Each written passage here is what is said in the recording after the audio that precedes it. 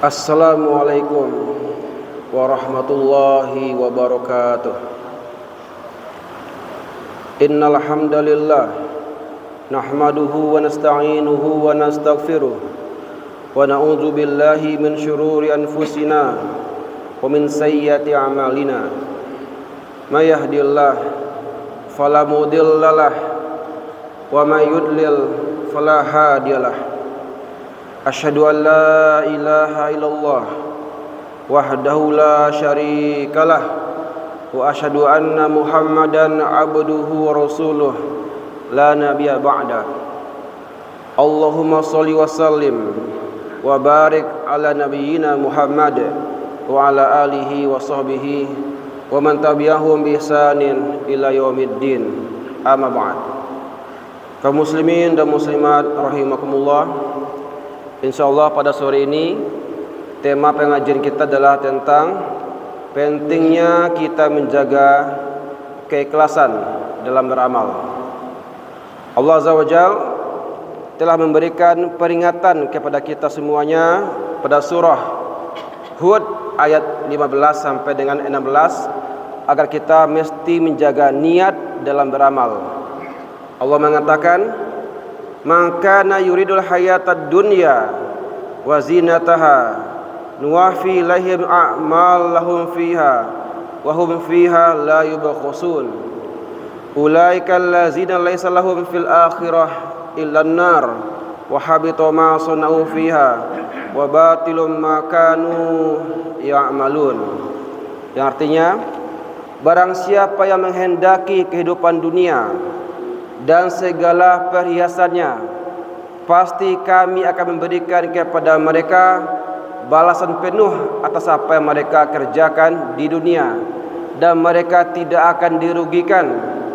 Itulah orang-orang yang tidak mendapatkan apapun di akhirat kecuali api neraka, dan sia-sialah apa yang mereka usahakan di dunia, dan hapuslah apa yang mereka kerjakan. Kaum muslimin dan muslimat rahimakumullah. Kemudian dalam hadis Nabi kita yang mulia juga disebutkan tentang pentingnya kita menjaga keikhlasan dalam beramal. Dari sahabat Umar bin Khattab radhiyallahu anhu disebutkan bahwasanya beliau mengatakan, Rasulullah bersabda, "Innamal a'malu binniyat wa innama likulli imri'in ma nawa." Sesungguhnya segala amal itu tergantung dengan niat, dan setiap kita akan dibalasi sesuai dengan apa yang kita niatkan. Dan juga disebutkan tentang hadis dari Abu Hurairah radhiyallahu anhu tentang 3 orang yang akan diazab dan diadili dari kiamat sebelum diazabnya orang-orang yang menyembah berhala. Siapakah mereka? Disebutkan, sesungguhnya manusia yang pertama kali diadili di hari kiamat ialah 3 orang. Yang pertama adalah orang yang mati syahid, ya. Fa utiya bihi farafahu ni'amahu farafaha. Pada hari kiamat Allah memanggilnya dan Allah mengenalkan padanya nikmat-nikmat yang ia berikan di dunia. Farafaha, dia pun mengakui. Maka Allah bertanya padanya di hari kiamat, "Hai hambaku, apa yang kau amalkan dengan nikmat yang aku berikan?" Ia mengatakan, "Qataltu fik hatta shtuhitu." Katanya, "Ya Allah, di dunia saya berjihad, saya berperang sampai saya mati syahid." Allah mengatakan, "Kazabta, wahai hambaku, engkau dah seorang pembohong, engkau merupakan orang pendusta, engkau tidak jujur. Walakinnaka qatalta li ayuqal jari'un faqadakila." Tetapi engkau berjihad, engkau berperang sampai meninggal agar orang-orang mengatakan engkau ini adalah orang yang jari'un, orang yang pemberani. Dan sungguh masyarakat telah mengatakan engkau ini orang yang bagak, orang yang pemberani. Maka Allah pada hari kiamat memerintahkan malaikat untuk menangkapnya dan dia pun diseret di atas wajahnya, dan dia pun dicampakkan ke neraka. Inilah orang pertama yang gagal menjaga niat dalam beramal. Yang kedua adalah rajulun ta'allamal ilma wa 'allamahu wa qara'al Qur'an. Orang kedua adalah yang kedua adalah orang yang senantiasa semangat belajar ilmu agama, dan dia juga semangat mengajarkannya, dan dia juga semangat dan rajin membaca Al-Quran. Pakai komplit, suka belajar, suka mengajar, dan suka membaca Quran. Fa'utiya bihi farafahu ni'amahu farafaha. Maka Allah pada hari kiamat memanggilnya, dan Allah mengenalkan padanya nikmat-nikmat yang ia berikan. Farafaha, ia pun mengakui.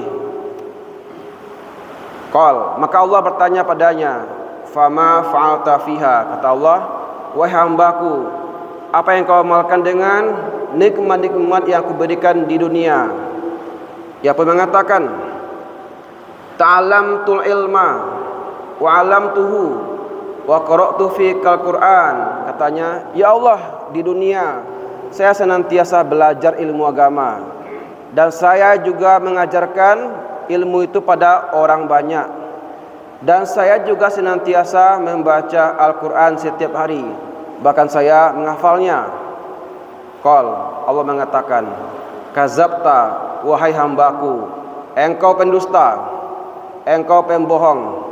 Walakinnaka ta'lamta ilma li ayyuqal wa 'alimun. Kata Allah, wahai hambaku, engkau pembohong, engkau pendusta, tetapi engkau belajar ilmu agama dan mengajarkan ilmu itu kepada orang lain, agar orang-orang mengatakan engkau ini orang yang alim, orang yang berilmu, seorang ustaz, profesor, syekh.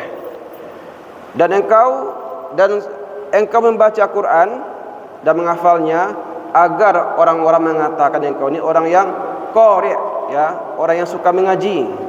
Dan sungguh masyarakat telah mengatakan engkau ini orang yang alim dan qari'. Maka Allah pada hari kiamat memanggil malaikat dan memerintahkan malaikat untuk menangkapnya. Kemudian ia pun diseret di atas wajahnya, dan dia pun dicampakkan ke neraka. Inilah orang kedua yang suka belajar, mengajar dan mengaji, tetapi tujuannya agar dikatakan sebagai orang yang alim dan ahli ibadah. Gagal menjaga niat. Yang ketiga adalah rajulun, seorang laki-laki yang Allah luaskan baginya pintu-pintu harta, pintu-pintu rezeki. Baginya harta ini ada hal yang mudah untuk didapatkan. Maka pada hari kiamat Allah mengenalkan padanya nikmat-nikmat yang ia berikan di dunia berupa rezeki dan harta. Ia pun mengakui. Kemudian Allah bertanya padanya, wahai hambaku, di dunia apa yang kau amalkan dengan nikmat yang aku berikan? Dia mengatakan, ya Allah, di dunia tidaklah saya meninggalkan sebuah tempat yang mana engkau suka orang di sana untuk berinfak, bersedekah, berzakat, kecuali aku pasti membantu mereka, baik itu infak, sedekah dan zakat.